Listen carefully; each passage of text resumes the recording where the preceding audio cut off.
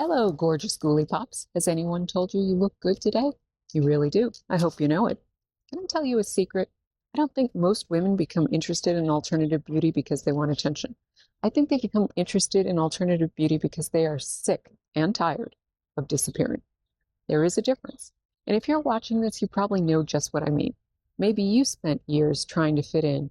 Maybe you wore the right things, you said the right things, you tried to be easy to understand, easy to like, easy to accept, and maybe you woke up one day and realized the problem wasn't you.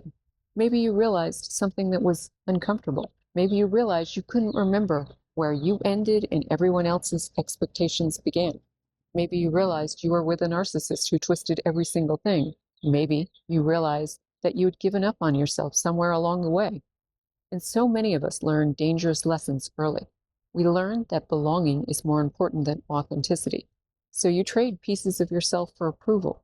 A little at a time, nothing dramatic, just enough. Enough to fit in, enough to avoid criticism, enough to avoid being called weird or melodramatic or attention seeking or cringe, especially if you're a woman. By the time you reach your 40s, your 50s, your 60s, you aren't having a fashion crisis. You're having an identity crisis after carrying the weight of expectation way too long. This will show up in your closet first, and that's where Jung comes in. Carl Jung believed that every human has parts of themselves they openly express, parts of themselves that they push into the shadows because their own self-judgment says those parts are unacceptable. But those parts aren't bad. They just weren't welcome. So maybe you have the creative part that likes dopamine dressing, the sensual part, the ambitious part, the mysterious part, the rebellious part, the powerful part, the part that doesn't want to ask permission ever again. The shadow is made up of everything we have had to hide in order to receive love, receive acceptance, or feel safe. But think about that for a moment. What parts of yourself have you been hiding? What parts of yourself make other people uncomfortable? What parts of yourself have you been patiently waiting, hoping that you could come back to them and embrace them? I don't think it's an accident that so many women discover dark aesthetics later in life. I think they're responding to hunger, longing, desire. They want to reclaim something that was always theirs to begin with. The black dress is not the point. The silver jewelry is not the point. The chiffon is not the point. These things are symbols. They're visible expressions of an invisible process. The woman remembering herself is powerful. And that's why getting dressed can feel so strangely emotional. Perhaps you put on an outfit and suddenly felt more like yourself. Not necessarily pretty, not necessarily young, not necessarily trendy, yourself. It's as if something clicks into place like a lock and key, as if your outside finally matches your inside, and that feeling matters. Psychologically, it matters a lot. Because authenticity is not a luxury, it's a human need. And when we constantly present a version of ourselves that doesn't match our inner reality, we experience an unbelievable, ongoing, grinding tension. It's exhaustion, it's disconnection. We begin to feel like we're performing in our own lives, and eventually that performance becomes pretty heavy. Many women spend decades carrying the weight of others' expectations, and then one day they see a photograph or a piece of clothing or an image online or jewelry or a handbag, and something inside whispers, there you are. Not because the item changed us, but because it reflects us. And recognition is powerful. Recognition heals. Recognition tells the nervous system, you don't have to hide right now. You can come out. You can be seen. You can take up space. And that is why I view personal style as a form of self-care. Not because buying things makes us happy, mostly. Retail therapy has an incredibly short shelf life. I'm talking about something that's deeper than that. I'm talking about self-recognition, the act of intentionally creating an external life that reflects your internal truth. And that's why I often compare style to ritual. Every ritual asks us to become conscious. It asks us to act with intention and to choose deliberately every single morning when you're standing in front of your altar, your closet, and you make choices.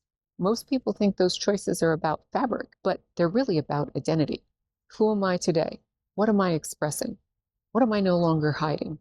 And for so many of us, especially those of us who grew up before social media and gave everyone permission to be this different, the process can feel like revolution because we were so often taught that visibility was dangerous, blending in was safety. Don't be difficult. Don't stand out. Don't draw attention. Don't be too emotional. Don't be too passionate. Don't be weird. But here's the problem. The qualities that make you different are the qualities that make you memorable. They're the qualities that make you alive. And every time you suppress a quality because you think it's unacceptable, you pay an incredible psychological price. The newest version of Sabrina the Teenage Witch understood this surprisingly well, because beneath the supernatural drama, the real story was entirely about identity, about choosing yourself and honoring that choice, even if other people had a problem with it. It's about deciding who you are instead of accepting a role that was written by someone else. Buffy understood it too. Her struggle wasn't really vampires. It was carrying the weight of expectations while remaining true to herself.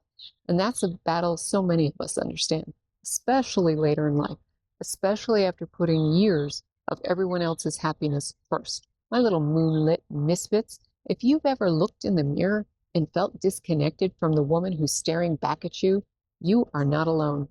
And you're not shallow for caring about her. You're not vain for wanting your appearance to reflect your spirit.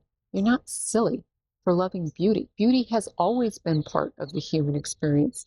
The deeper question is this: what kind of beauty speaks to you? Not what beauty sells or what beauty is a trend that everybody's talking about. What beauty makes you feel safe, like you're at home with yourself? Because home is what we're really looking for. Not perfection, not approval. Home, a place where every single part of ourselves is welcome. To me, that is the dark feminine. And to me, that is divine. Not power over others, but power through self-acceptance, through becoming who we were always meant to be. Not becoming someone new, but returning to that which is ancient, the authenticity, the wholeness. And that's why alternative beauty feels magical. Not because it transforms you into something different, but because it allows you to stop pretending you're someone you're not. And sometimes, my beautiful bats, that is the most healing spell of all. I hope your day is magical.